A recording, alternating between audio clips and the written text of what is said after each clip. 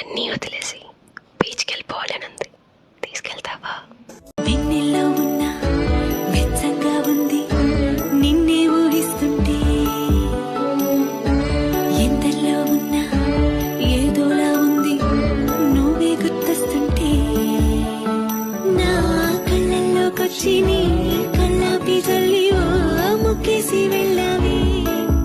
నిదరిక రాదు అన్న నిజముని మోసుకుంటూ మది నిన్ను చేరుతుంది చిలక. తనకొక తోడులాగా వెనకనే సాగుతుంది హృదయము రాసుకున్న లేఖ. కాలమే కంపెంచరా మరలా వచ్చెను నాయకుడు. ఇది నా అక్క.